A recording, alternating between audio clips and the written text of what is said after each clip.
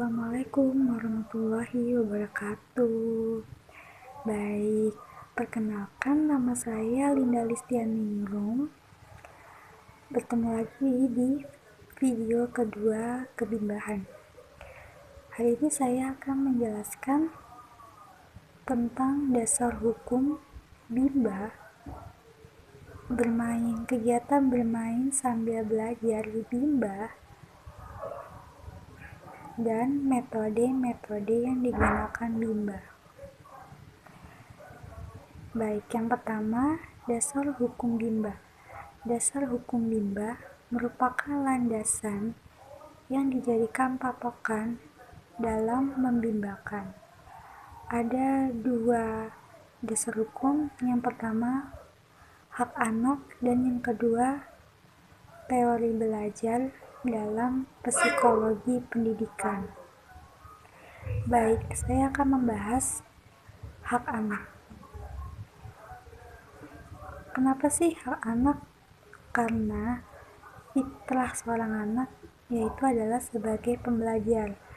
Agar menjadi pembelajar, caranya dengan membimbakan menggunakan metode bimba.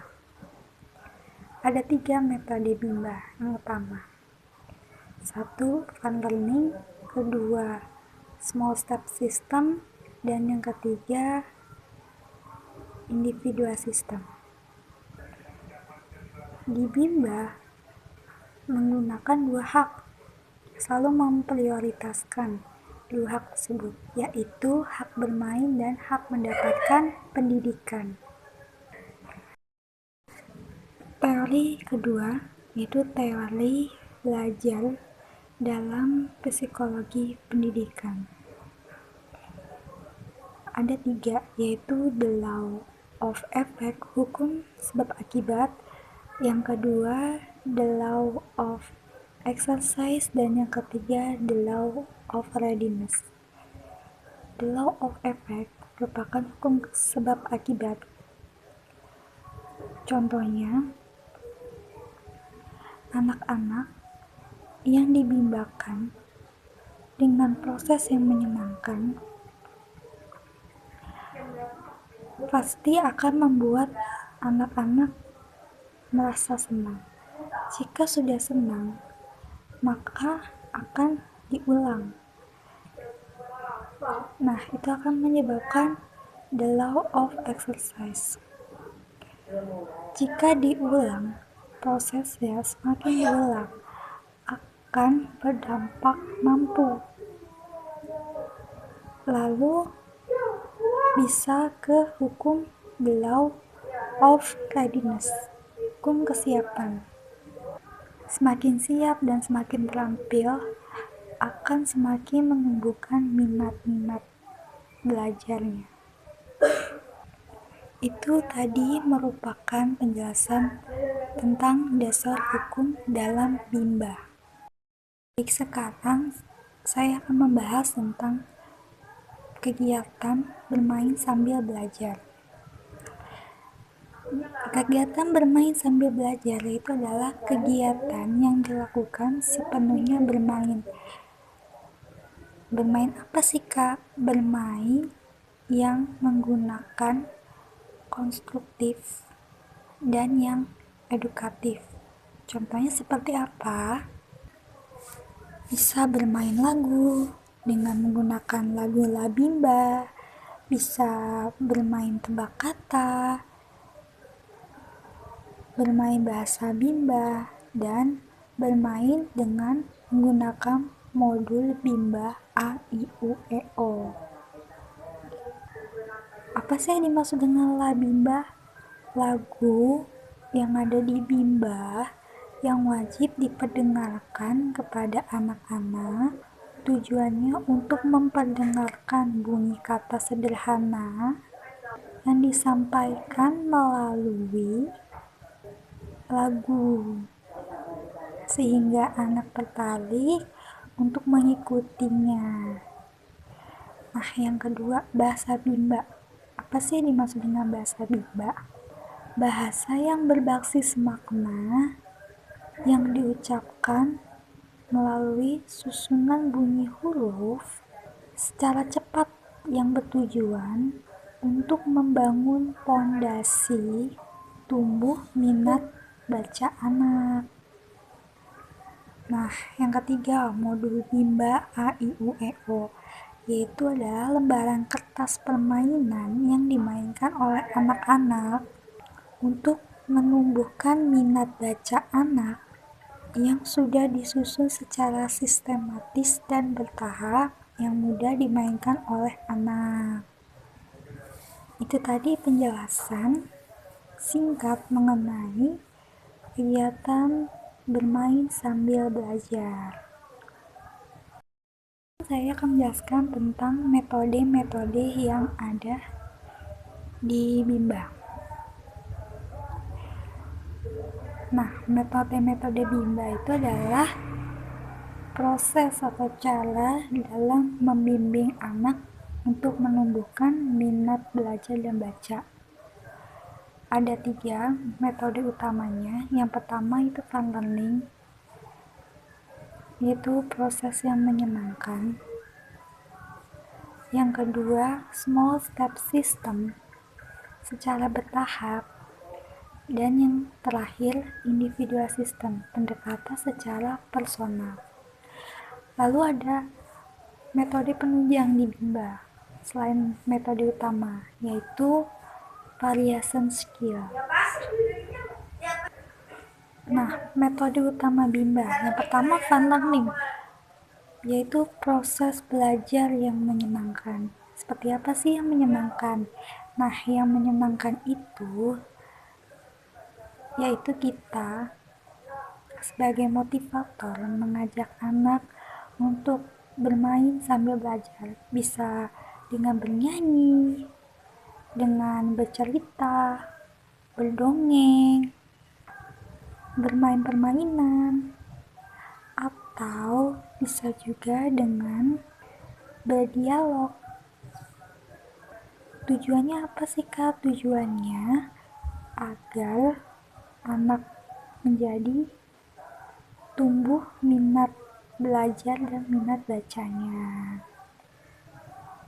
Sesuai dengan 3 teori dalam teori belajar dalam psikologi pendidikan ya, semakin diulang akan semakin mampu. Nah, jika sudah semakin mampu, maka anak-anak akan semakin siap dan terampil dalam menumbuhkan minat belajarnya.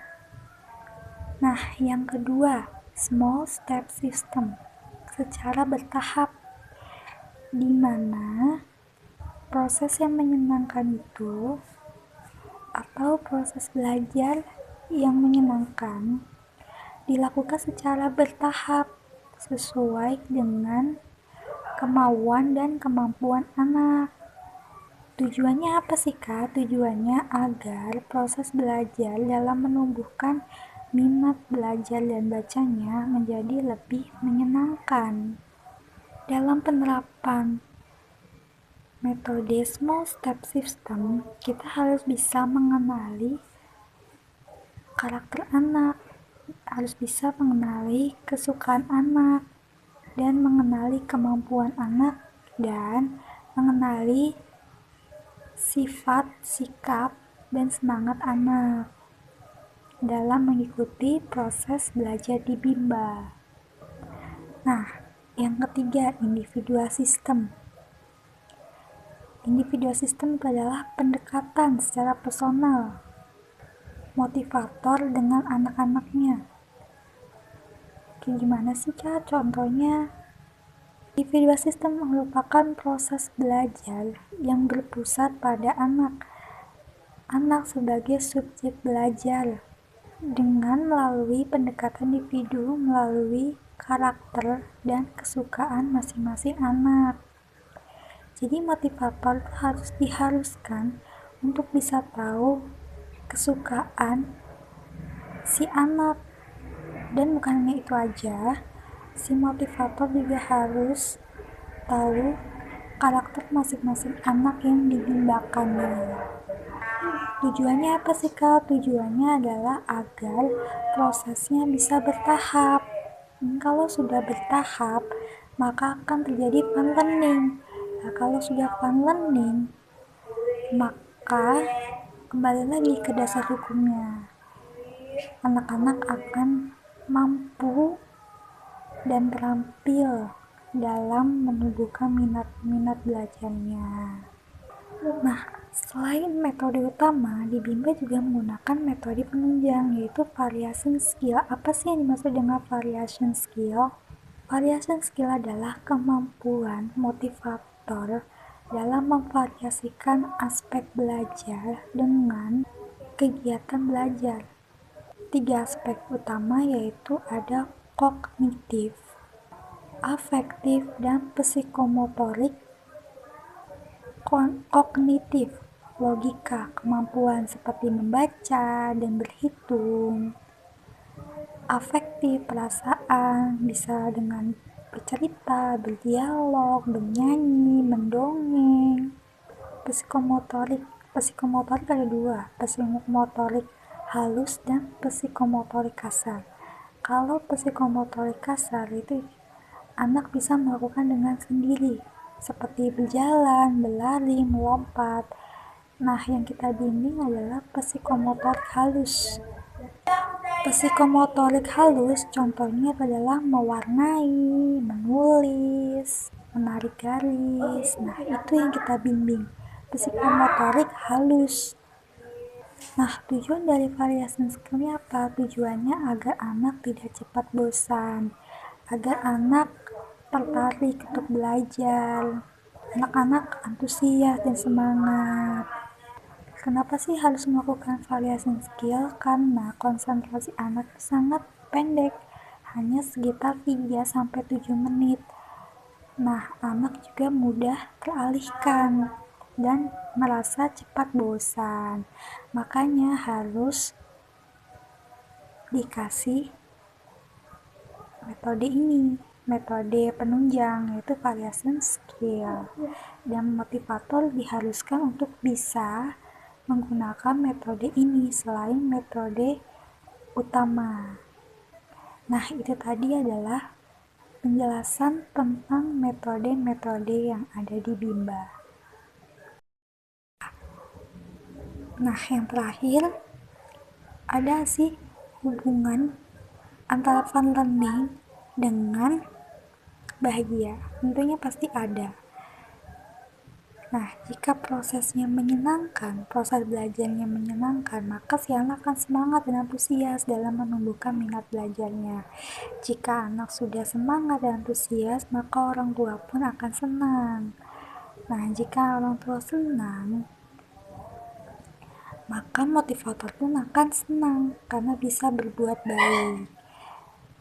Yaitu berbuat baik apa? Dengan berhasilnya mengajarkan anak-anak usia dini untuk menumbuhkan minat belajarnya. Nah, kalau semua sudah senang kan akan tercapai visi Bimba, yaitu adalah membuat anak menjadi generasi pembelajar sepanjang hayat dan sudah sesuai dengan tujuan Bimba, yaitu tujuan Bimba adalah agar seluruh keluarga besar Bimba bahagia yang berdampak sukses. Keluarga besar Bimba seperti siapa?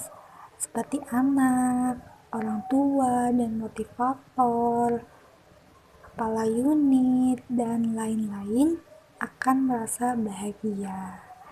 Nah, itu tadi penjelasan dari saya. Kurang lebihnya mohon maaf. Wassalamualaikum warahmatullahi wabarakatuh.